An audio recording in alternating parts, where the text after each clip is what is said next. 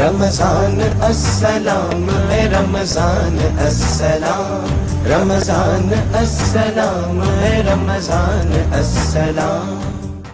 Hello and welcome to this second episode, a special episode which we at Prudent Media are running on this occasion of Ramzan, trying to know more about the fasting, the concept of fasting, the Ramzan, the Holy Quran, and understanding Islam. We have with us today Professor Abdullah, and we will try our best to know more about this religion of Islam.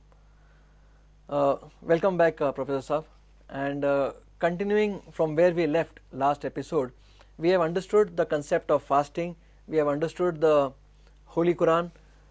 Can you give us in brief an introduction to this religion of Islam? Okay, thank you very much. So first I would like to clarify what is not Islam. I believe there is a lot of misunderstanding about Islam. I would say Islam is one of the most misunderstood religion of the world. Number one, most of the people believe, even educated people believe, that Muhammad, peace be upon him, is the founder of Islam. He is not founder. Allah is the founder of Islam, number one.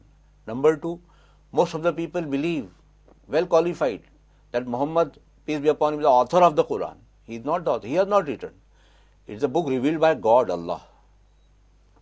Number three, most of the people believe that Islam was revealed only for the Arab people in Arabia for that period. It is a medieval religion. Those teachings, those principles, the Sharia, etc., was for that period in that place. It is irrelevant now. So it was only for that people. It is only for Muslims. It is not correct. Islam basically means peace. It is derived from word. Two words are there. There are two derivatives. One, salam. S-L-M. Salam. It means peace. You know, this is to be found in Bible also. So thus it is peace. And the other word silm. Silm is surrender, submit. So what is Islam? To acquire peace, to get peace. How? By submitting to the will of God. This is nothing but liberation of man. So then how would you, the beliefs of a Muslim, how would you sum it up in short? What are the beliefs of a Muslim? The fundamentals, as you say. Yeah. You see, another important thing about the beliefs or about the beliefs of Islam, you see, Islam is the only religion revealed by God in all the parts of the world, all over the world, from day one, when the first man was descended to this earth, Adam, peace be upon him, he was the first prophet, the beginning of the world, you can say. From that day till the last prophet, Prophet Muhammad, peace be upon him, all the prophets, all over the world, 1,24,000 in all. To them, only one religion was given. It was only one, it was Islam. Now, what we call Islam is the Arabic edition, like sun. Sun in English, it is sun. In Hindi, it is Suraj. In Marathi or Konkani, it is Surya. But it is same. So religion is same, Islam. The Arabic word is Islam. It was revealed in different languages, different places, in different times. The beliefs, we are talking about the beliefs. Now, coming to this is Islam. Now, what are the beliefs? So beliefs are also very common. Muhammad has not brought any new beliefs. He is not the founder. So beliefs were, they were, you can say, prescribed by God. Number one God, unity. What is Islam? The basic concept of Islam is unity, oneness of God. It believes in unity, unity of God, unity of mankind, unity of message, unity of destination. So all from same parents, unity, oneness of God. It is called Tawheed. There is only one God, worship that God. Know your God. There is only one God, formless, invisible, omnipotent, omniscient, that God, number one. the basic pillar of Islam, faith, that is unity. Second, prophethood. Islam, enjoins the followers to believe in all the prophets. People say Islam is exclusive. You see, Islam enjoins its believers to believe in all. Muslims have to believe in Jesus just as they believe in Muhammad, peace be upon him. Muslims have to, all the prophets have to Christ, believe. and Number two, yes, belief. They have to, what is the belief? Belief in all the prophets. All the prophets. Prophet might have come to India, might have been revealed in Arabia, might have been revealed in Africa, in any part of the world, in any language, any time. Okay. But what is the belief of Islam? The belief. You believe in all the prophets. Number three, that all were given same message, Islam, that you have to accept. And number four, they have to believe in all the scriptures. Muslims believe in not only Quran, but also believe in the Bible, revealed to Prophet Jesus Christ. Not the one written by John, Luke, Matthew, etc. No, the one revealed. Because this is not the one revealed to Jesus. Even Christians admit, Catholics or Christians admit, not the one. So what is the belief? Faith in all the scriptures revealed by God. Then another important aspect of belief, what is that? That we have to die and we have to pass on from this world to the next world. It is called Akhirah, afterlife. One day the whole world will be destroyed, all will die, and then there will be resurrection. All will be resurrected. Thus the day of judgment will be established, and there will be day of accountability of every individual for whatever he or she has done in this world, good or bad, and accordingly judgment will be declared. So this is these beliefs, are the core beliefs of Muslim. No, but yeah, the core beliefs. Yes. So then generally we see that a lot of prayers, the concept of worship is generally not revealed to all. What exactly is the concept of worship in Islam? Can you tell our viewers? You see, what is worship? Worship in Arabic, it is called ibadah. Ibadah. What is ibadah? Ibadah derived from abd. Abd. Now what does it mean? It means that everybody, the man has to submit and surrender to Almighty God. That is how throughout the life. You see, unless you submit, you cannot enlighten. Unless you surrender, you cannot, achieve salvation. So what is that? As I mentioned earlier in the previous talk, man is composite, made of both body and soul. So soul represents the angelic part in man, and body represents the earthly, the lowly part. It is lowly. So ibadat or worship enlightens man, liberates man from the lowly qualities. So through ibadah, what man does? When he submits, when he surrenders his will to the will of God, when both the wills conform, then he is liberated. So ibadah, to liberate, to free. It is not to enslave. Man achieves his real status. The real enlightenment takes place through ibadah. Ibadah is to, completely surrender your will and God's will. So this is the broader concept.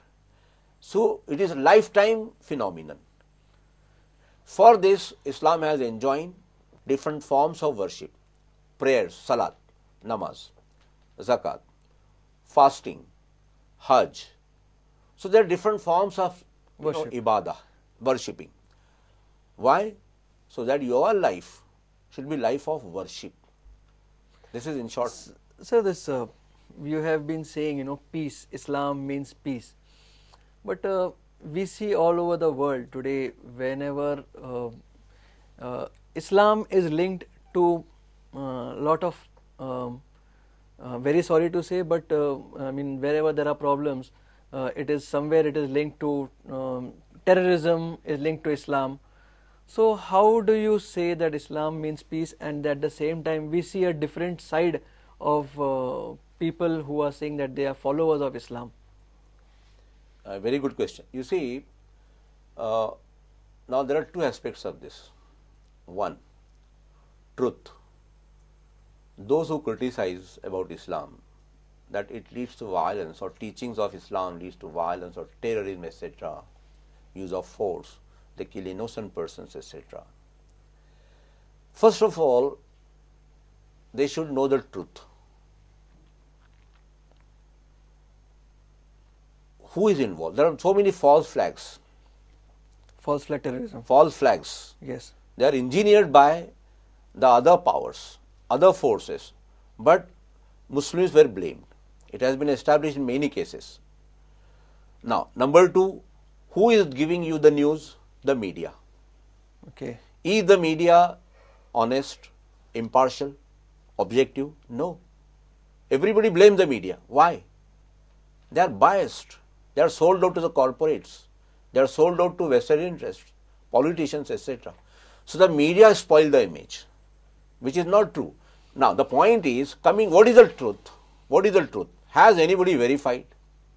Has anybody checked?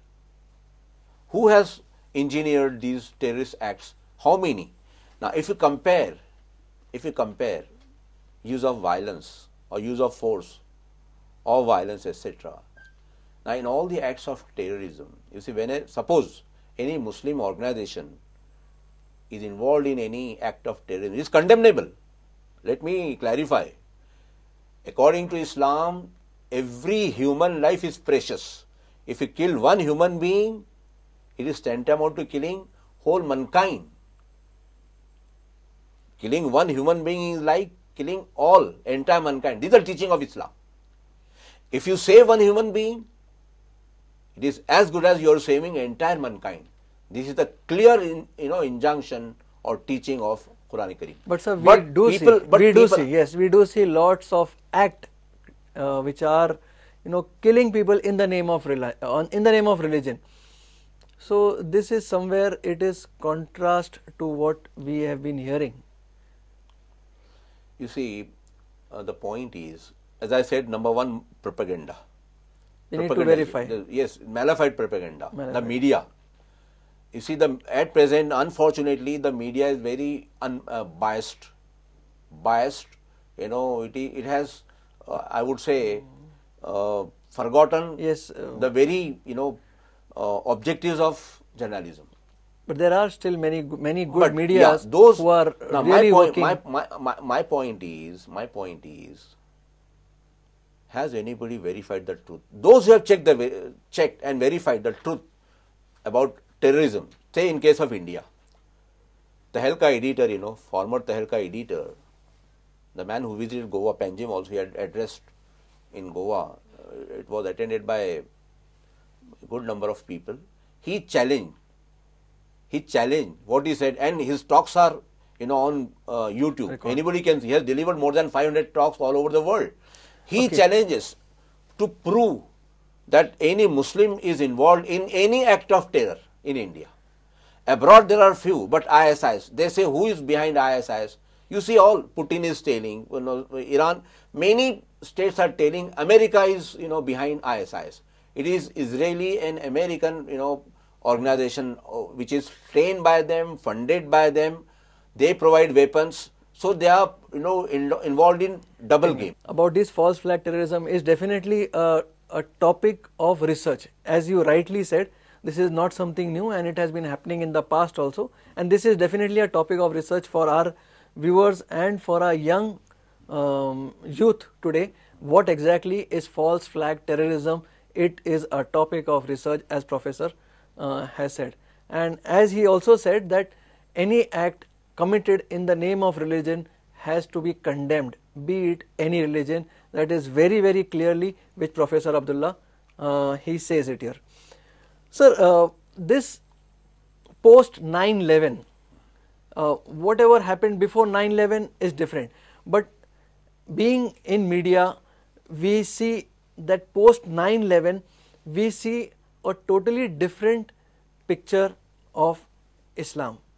We see Islam linked to terrorism, as you said. Jihad is something which we occasionally hear the word jihad, killing of people and killing of innocent people. How does this go with the religion of peace, as you say? As you yourself mentioned about this phenomenon being post 9/11 phenomenon. Now my point is, why there was no terrorism before 9/11? Why people did not talk about jihad? It was not an issue 30 years back, 40 years back. All over the world there was peace. Muslims were not in the picture at all. Why? Why suddenly it cropped up? You see, there are many issues. Now I would like to highlight two things. Number one, how many such cases took place? And number two, who are involved in this? They should be punished. Yes, of course. See, as I mentioned earlier, Islam's position is very clear. Every human life is very, very precious. Nobody has got the right to kill anybody created by God, Allah. Everybody is created by Allah and everybody is equally precious. Now, point is, now what's happening here post 9/11? Those involved in terrorism, suppose I admit, I accept, yes, some organizations are involved, Al-Qaeda, terrorist organization. There are some involved in Kashmir, elsewhere also. Wherever. Yes, wherever. I don't want to name them, many. Many, yes. Suppose there are there. Suppose I accept. Let us accept there are some organizations involved in the act of terrorism. My point is, how many people are involved in this? 0.00009% are involved. What about 99.999% who are innocent? So you mean to say that there are many things behind the scenes. There are many things which we are not seeing. There is certainly, vested interest involved. There is a motive involved. Yes, motive involved. Now, yes. I would like to just add to it one more point. You see, if Islam were the religion of terrorism, you tell me why so many people are embracing Islam? Post 9/11, in America, in Europe, in every part of the world, including Japan, China, why people are embracing Islam? Those who believed that Islam was terrorist religion, they studied.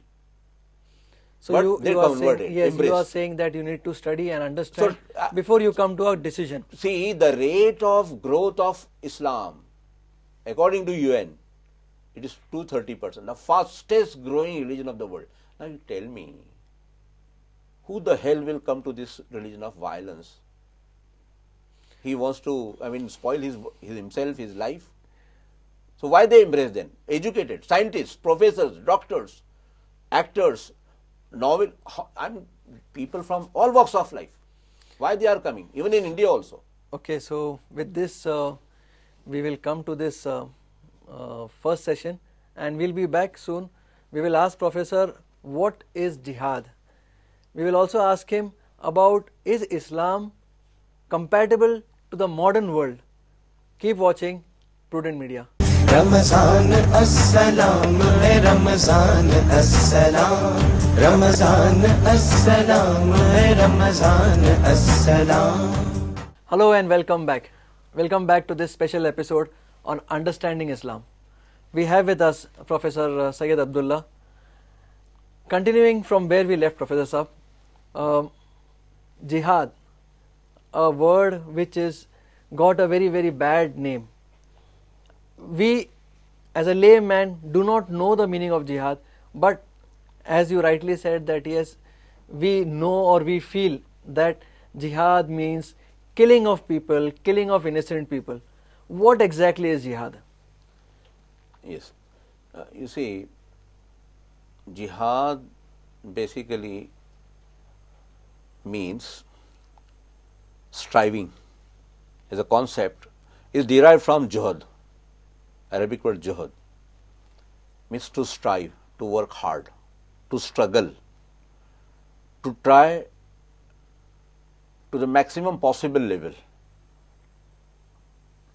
try utmost to do any good thing. So, jihad is striving in the cause of Allah. Any good thing. Any good thing. You see, what is jihad? in Quran, you know, the word jihad is used in many places.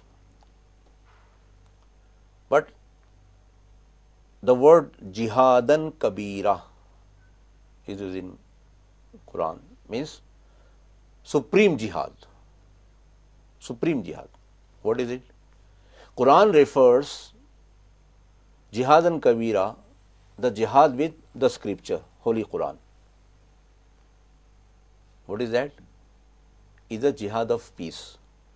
Engage the people, interact with the people, associate with the people, link up with the people, and convince them about the truth.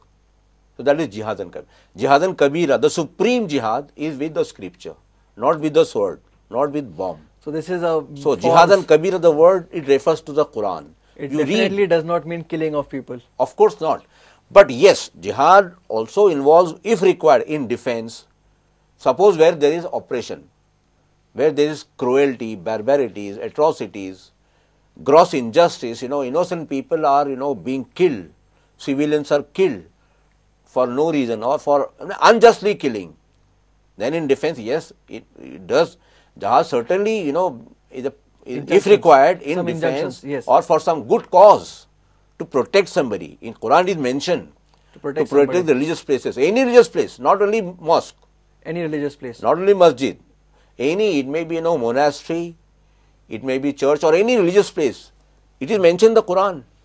You do jihad, means you can use of, So it is you a very can wide use force subject. to protect those, or those religious people of any religion. Of any religion. It is not only for Protecting Muslims. of religious people of People, any religious religion places, yes, is or also any called as innocent jihad. people, innocent people, maybe Muslims or non-Muslims.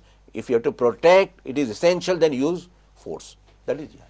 Sir, this one we generally see the tolerance level. You see, it is very difficult for me to speak anything against Islam. Why is the tolerance level, as we see, as a person from the media, why do we see a tolerance level very low? You see, this is again a misconception, I would say. I am very categorical about it. It's a gross misconception about the concept of tolerance. Now, what is tolerance? Our world is a global world. It is a pluralist world. All the religions, all the Diverse. creeds are living together. And all are the children of God, Allah. It's not only Muslims. All the human beings are created by same Allah. So Ishwar, they are equally God. important. Yeah, Yes. God. So the point is, what is tolerance? I'll just give the example of Islam. You see, the word Islam, as I mentioned, is peace. Now, this is the religion which was revealed to the first man, to all the prophets. The same religion was given to Muhammad. It's not new. It's old one. Only one religion. Number No, one. we are Now, talking number about two. Now, tolerance. important Yes. is, what is important? Tolerance means we believe, Muslims have to believe in all the religion, in all the other prophets. We have to believe in Jesus as a prophet of God. We have to believe in Moses, prophet of God. Yes. We have to believe in David, prophet of God. We have to believe in Abraham, prophet of God. We have to believe in Noah, prophet of God. All the 1,24,000 prophets revealed by God to different people, different, in different countries. We believe in all. Is it not tolerance? And this is structural tolerance. It is a part of our belief. We cannot become Muslim unless we believe in them. We do not rule out only Muslim. No, we believe in all. Quran has enjoined the Muslims categorically in so many places to believe in all. Understood? That is number one. Number two, in Quran very clearly mentioned, Lana amalana lakum amalukum. Suppose if there are differences, and differences are there, because this is a pluralist world, diverse world, so many religions, so many values, Difference of contradictory, opinion. yes, Difference of different opinion. value system, different belief systems. So what Quran says, Lana amaluna, to us, our deeds, to you, your deeds. There is We no respect, force, no compulsion. agree to disagree, you can say. And number three, in religion, in Quran very clearly mentioned, La ikraha fid deen. There is no compulsion in religion. No compulsion. No compulsion in religion, because it is un-Islamic. It is un-Islamic to impose anything upon anybody. So what is tolerance? If God willed, God would have created all as Muslims, but this is not will of God. It is mentioned in the Quran. Who are you? Nobody. So thus, tolerance is very clearly, highlighting the accommodation of all. And number 4, Quran enjoins the people to cooperate with all, to work for the betterment of everybody. Yes, Amal-e Saleh is good deed. Good deed means helping people without discrimination. Understood? This is. Thank you very much, Professor Saab. Unfortunately, we are short of time, and this was the last question which I could ask. Though I had lined up a lot of questions for you and I wanted to discuss more, but unfortunately we are short on time. With this we come to the end of this program. And to our viewers, we at Prudent Media thought this was very important subject. A subject where there were so many questions, so many doubts, so many misconceptions about Islam, which is the reason why this topic and this subject was taken.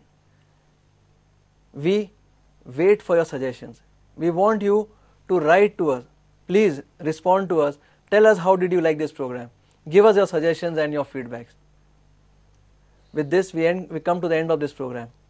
But yes, do go to your Muslim friends on Eid. Have the biryani and shir khurma, and our team will go to Professor Saab's place. Definitely, biryani yes. They may not because they are veg.